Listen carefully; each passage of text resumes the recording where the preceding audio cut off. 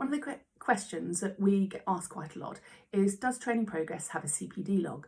And the simple answer to that is no. We don't see the point. There's no point in duplicating that information.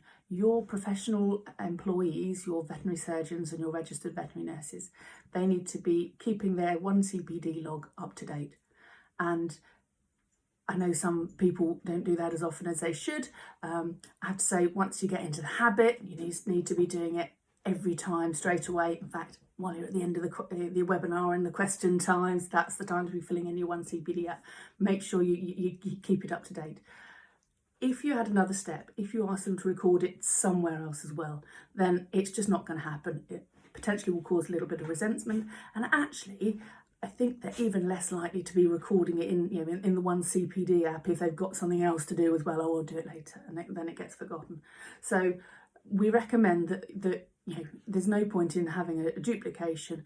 Just get them to record it in their one CPD app, which they should be doing anyway.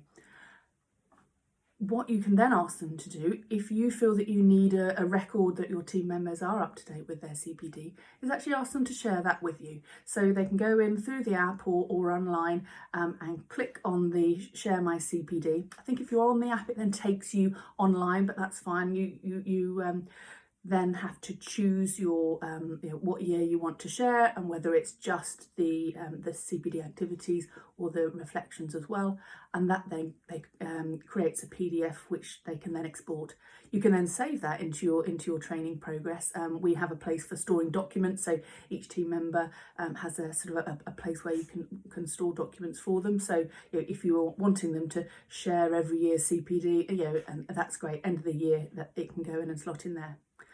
What we do have, and this will be really, really useful for your teammates, is a way of recording in-house CPD. So if you're a vet or a vet nurse, CPD can be in-house. It can be things that you're doing within the practice.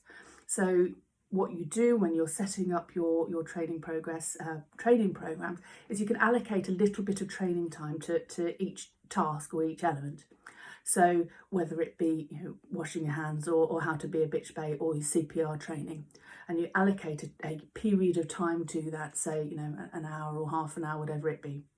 And then at the end of the year, all of your team members have got access to a simple button that they just press, and they can then select this year's CPD, and they can print out a report with the CPD that they have done in-house. That then they can upload into their one CPD app, and they've got evidence of an extra hour or two, or maybe even more CPD, which will count towards a professional CPD, which is a nice added bonus maybe if they're struggling a little bit at the end of the year. So that's a really useful thing for your team.